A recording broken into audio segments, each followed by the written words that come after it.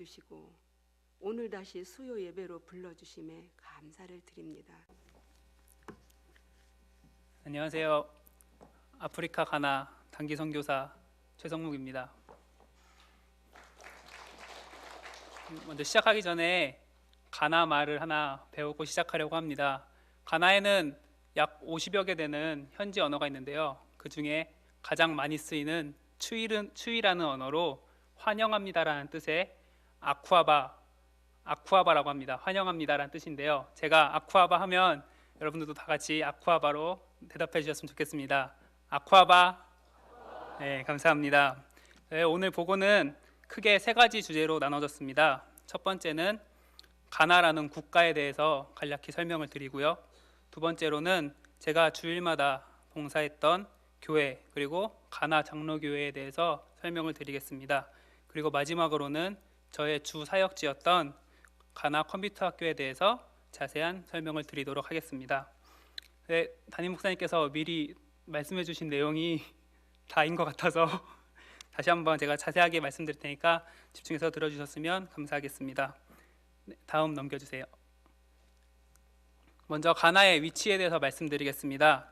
가나는 아프리카 대륙의 서쪽 대서양 연안에 위치하고 있습니다. 많은 제국주의 유럽 열강들의 지배를 받았었는데요.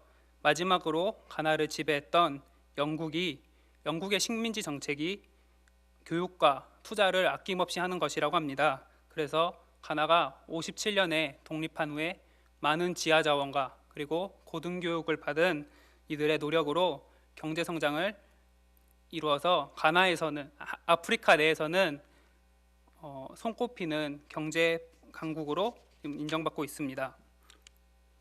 지도를 다음 장면 보여주실까요? 이것이 가나의 지도인데요. 가장 남쪽에 위치한 아크라가 가나의 수도입니다. 가나 하면 제일 먼저 떠오르는 것이 당연히 초콜릿인데요. 제가 작년에 가나에 가기 전에 가나 초콜릿 광고를 보고 갔었습니다. 가나 초콜릿 광고에 드넓은 초원에 치타와 얼룩말들이 뛰어다니는 모습을 볼 수 있었는데요. 이게 다 거짓말입니다.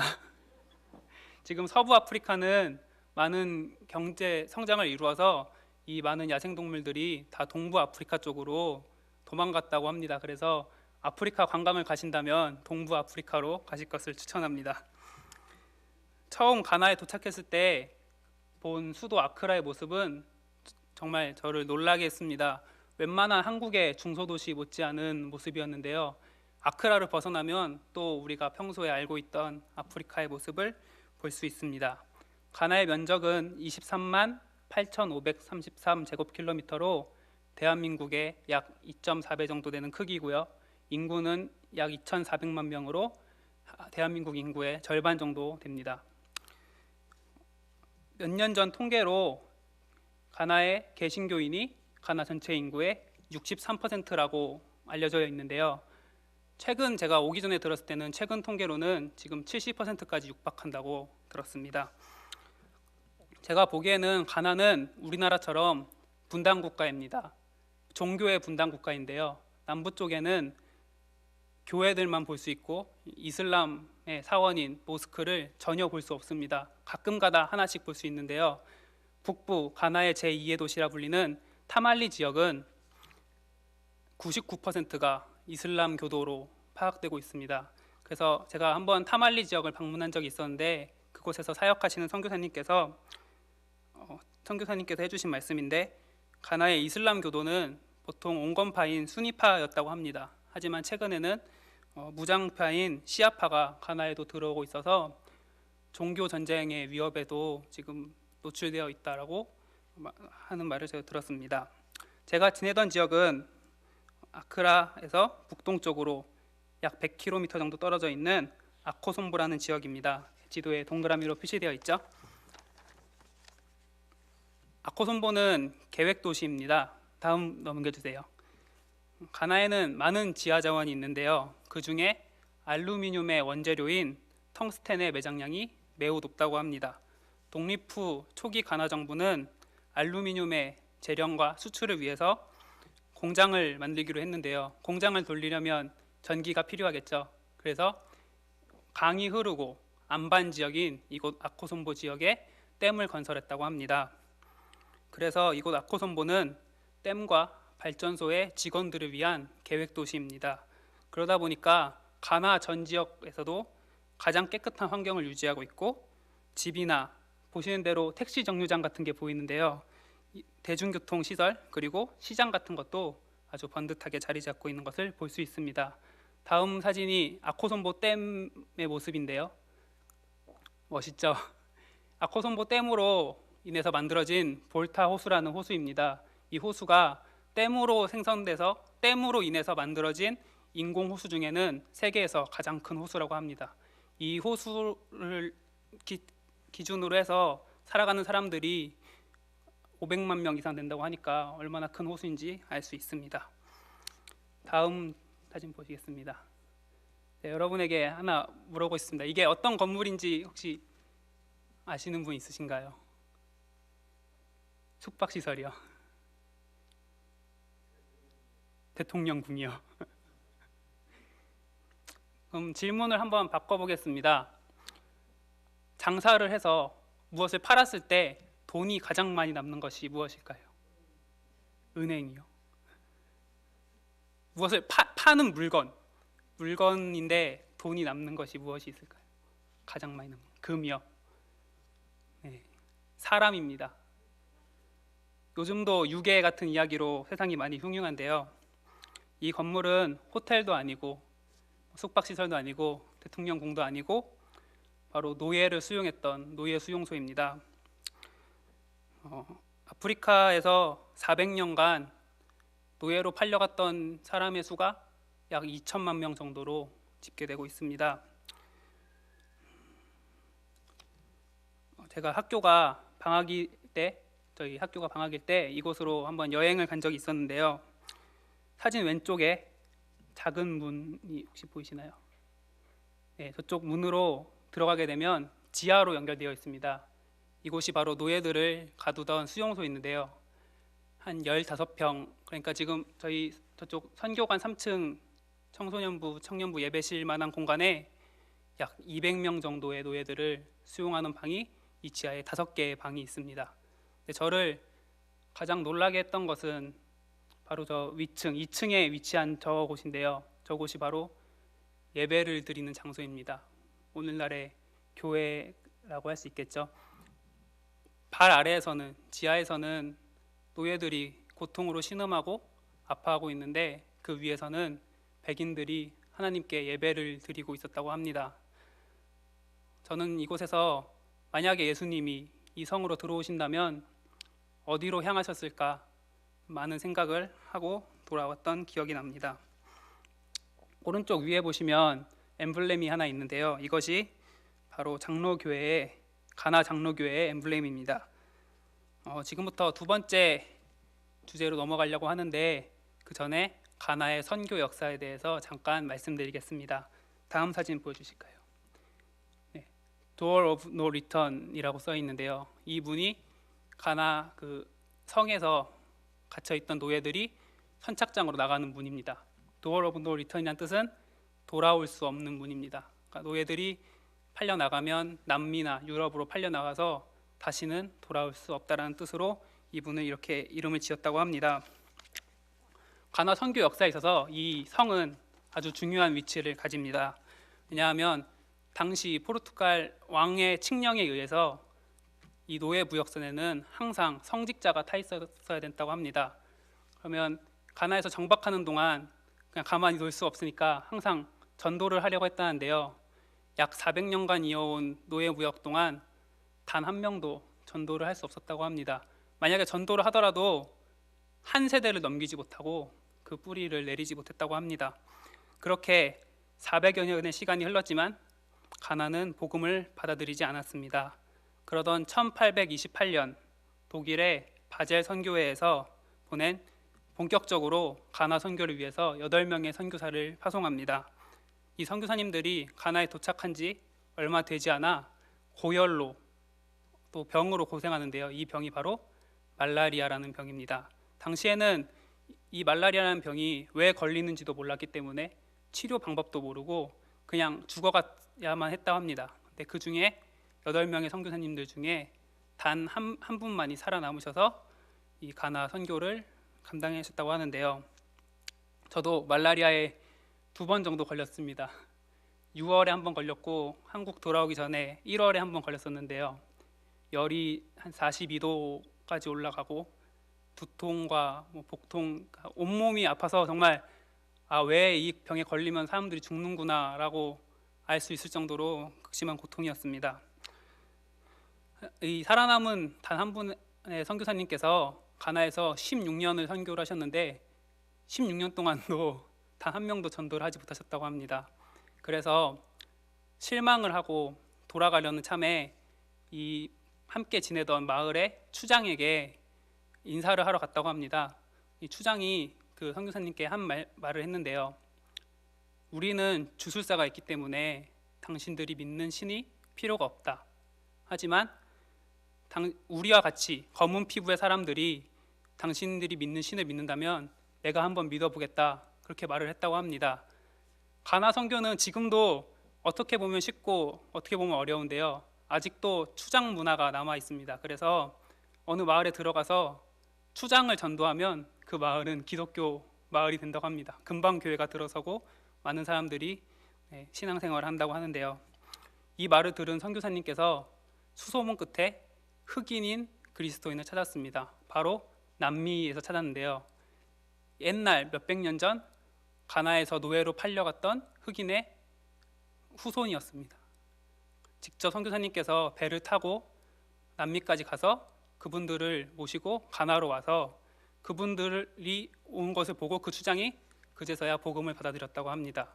그때부터 시작된 복음의 씨앗이 현재 70%에 육박하는 그리스도인 비율이 되는 가나가 기독교 국가가 되는 씨앗이 되었습니다. 7명의 선교사님의 희생 그리고 살아남은 한 분의 희생, 그것들 덕분에 이 선교가 뿌리를 내릴 수 있지 않았나 생각합니다. 다음 보시겠습니다. 가나의 교회에 대해서 잠깐 설명드리겠는데요. 가나의 교회는 다음 표와 같은 모습을 보입니다. 하나의 큰 교회가 작은 마을에 교회들을 하나씩 세워주는데요. 2011년에 저희 갈릴리 교회에서 나오셨던 데이비드 아사레 목사님 기억하시죠? 이분이 담임 목회를 하시던 아코손보 장로교회라는 곳이 있습니다. 지금은 쿠마시라는 다른 도시에서 목회를 하고 계신데요. 그분은 아코손보 지역에 이 아코손보 장로교회가 개척한 교회가 10교회가 넘는다고 합니다.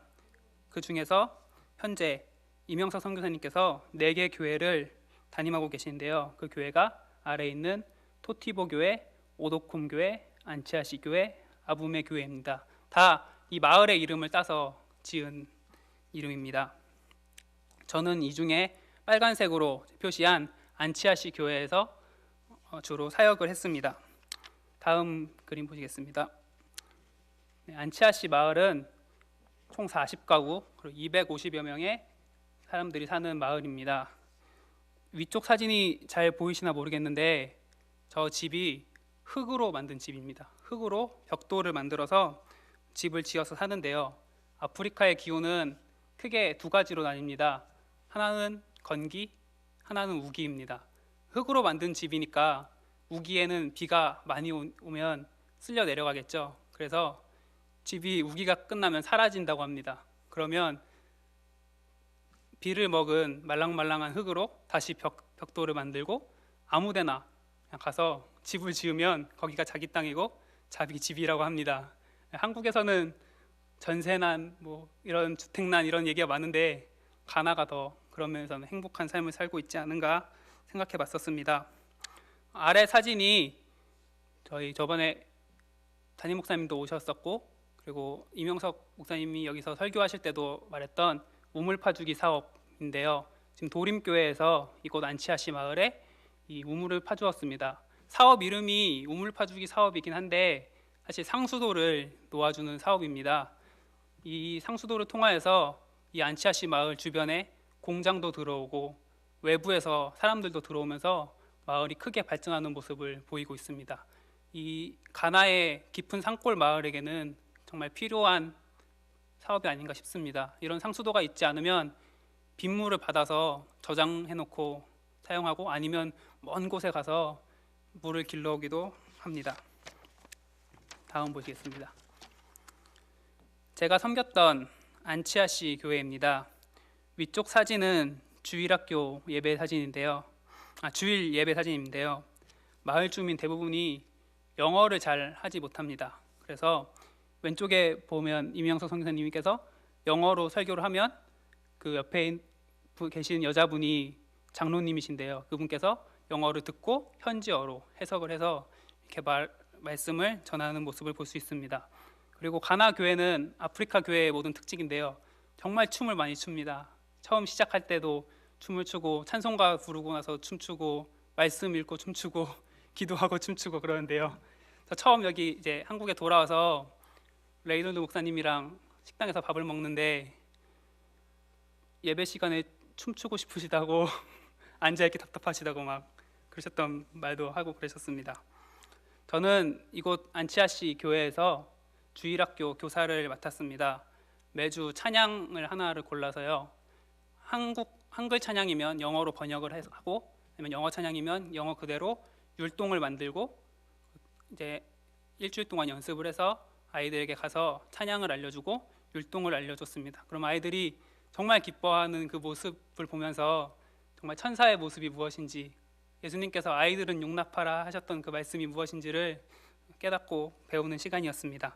돌아오기 몇 주 전에는 말씀을 담당하시던 선생님이 갑자기 교통사고가 나게 돼서요. 제가 설교도 하는 시간도 있었는데요.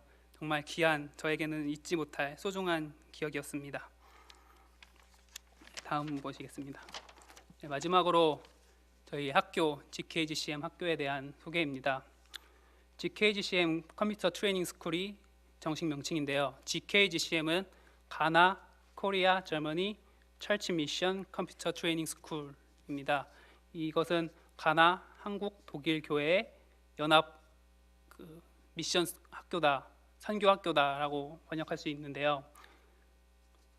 밑에 있는 Deeper Knowledge and Devotion in Christ가 이 학교의 교훈입니다. 이 교훈을 해석하자면 더 깊은 지성과 그리스도 안에서의 헌신이라고 번역할 수 있는데요. 이 학교는 학교의 교훈처럼 지성뿐만 아니라 더 깊은 그리스도 안에서의 헌신, 그러니까 신앙의 성장을 위해서 학생들을 신앙을 성장시키고 스태프들 또한 신앙 훈련을 하는 등의 사역들을 하고 있습니다. 다음 보시겠습니다.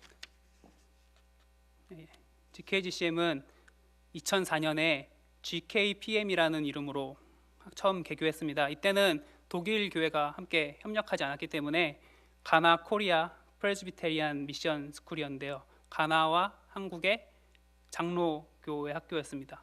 그리고 2006년에 NGO로 등록이 되었고요. 2008년에 87주 총회에서 협력하면서 GKGCM 현재 이름으로 이름을 변경했습니다. 그리고 2011년에는 한국 정부기구인 한국정보화진흥원과 협력을 맺어서 작년에도 한국 정부에서 보낸 컴퓨터 300대를 받아서 저희 학교에서 가나 전역에 나누어주는 역할을 했었습니다. 2012년에는 GKGCM 학교 정보화 시스템을 시작했습니다. 다음 보시겠습니다. 학교의 과정으로는 이렇게 나눌 수 있는데요. 크게 두 가지로 컴퓨터 과정과 기타 교육 과정으로 나눌 수 있는데, 저는 기타 교육 과정에 국가사무원 과정이 있습니다. 이것이 두 개 반인데요. 영어반과 타이핑반인데, 저는 영어반에서 보조교사를 맡으면서 영어 선생님을 돕는 일을 주로 했습니다.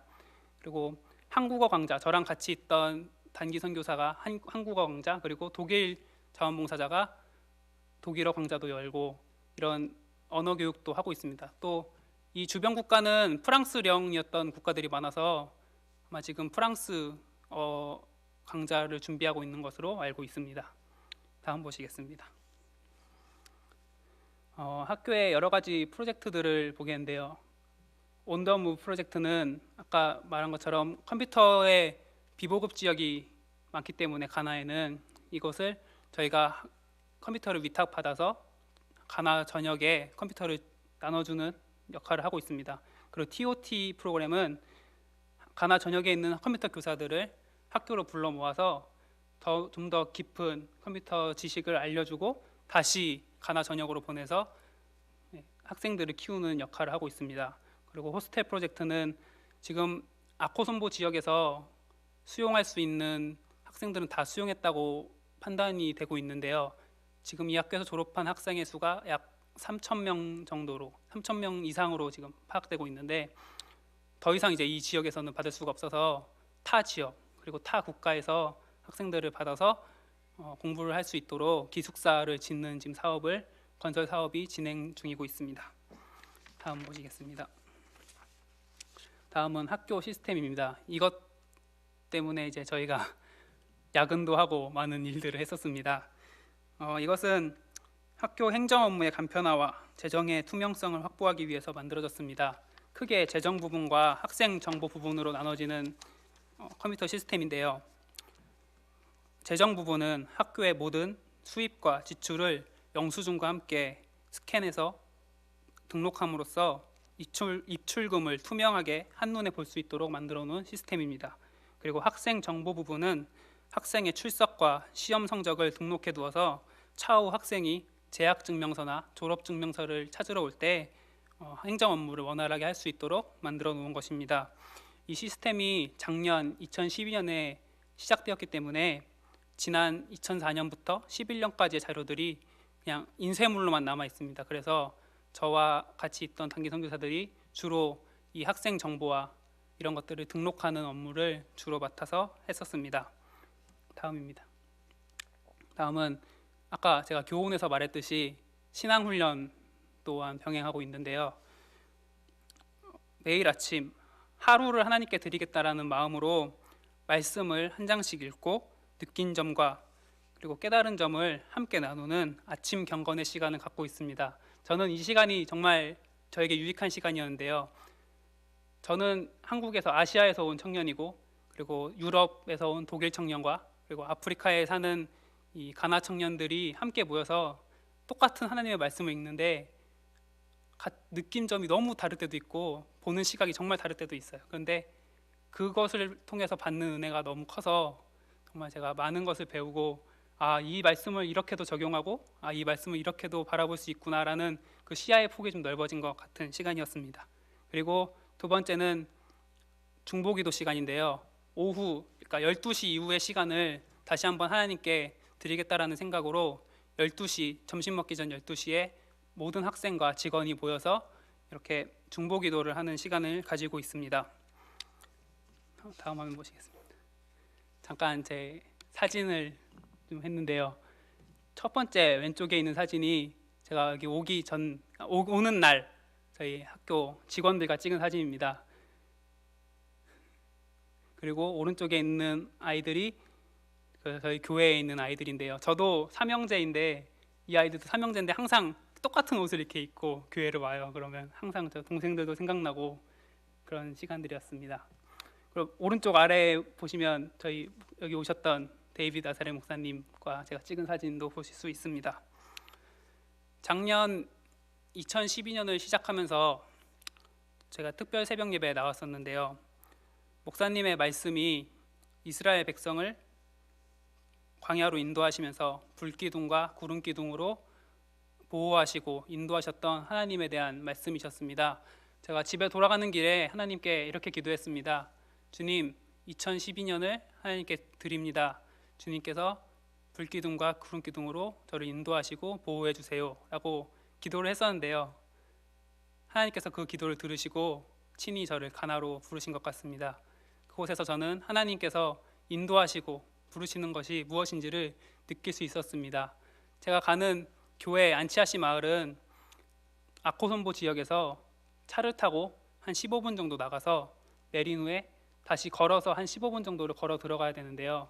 이 시간 동안 저는 방송실에서 올려주는 목사님의 설교를 들으면서 항상 갔어요. 그러면 듣고 나서 기도하면서 가면 그 풀벌레 소리와 새소리 속에서 하나님의 그 세미한 음성을 들을 수 있었습니다. 성령님 함께 하시는 저와 함께 걸어가시는 성령님을 충분히 느끼고 깨달을 수 있는 시간들이었습니다. 직원들과 싸움도 많이 하고 외롭고 어려운 시간들도 있었지만 돌아보니 모든 것이 하나님의 계획하셨고 인도하셨음을 저는 느낄 수 있었습니다. 그 소중한 경험들을 지금 이 자리에서 저희 성도님들과 나눌 수 있어서 저는 정말 행복하고 하나님께 감사드립니다. 저희 GKGCM 학교의 직원들, 학생들, 그리고 저희 안치아씨 마을의 성도님들과 아이들이 단기 선교사를 파송해 준 갈릴리 교회에 정말 감사해하고 있습니다. 저희 교회가 재정의 50%를 선교 사역에 쓴다는 걸 다들 알고 계실 텐데요. 특히 외국에 선교 사역을 많이 하고 있는데 성도님들이 많이 힘드실 수도 있지만 저는 그곳에 나가서 그 사역들이, 그 헌신들이 열매 맺고 있는 것을 보고 느끼고 돌아왔습니다. 가나에서 말라리아로 죽은 7명의 선교사님처럼 살아남아서 다시 남미로 가서 전도를 한 선교사님들처럼 저희 교회가 그런 큰 일들을 감당하고 있음을 저는 알 수 있었습니다. 올해 저희 청년부가 캄보디아 푸놈펜 기술학교에 지금 단기 선교를 계획하고 있다는 이야기를 들었는데요. 정말 이것은 청년들에게 정말 좋은 기회이고 저희 교회가 어떤 선교를 하고 있는지 넓은 시야를 갖게 해주는 귀한 시간인 것 같습니다. 항상 제가 어머니께 전화드리면 부족한 저를 위해서 목사님과 성도님들이 기도해 주신다는 말을 듣고 항상 그때마다 용기를 내고 힘을 내었습니다. 저를 위해 기도해 주신 성도님들 정말 감사드리고요. 저를 인도하시고 이곳으로 불러주신 하나님께 정말 감사드립니다. 네, 마치겠습니다.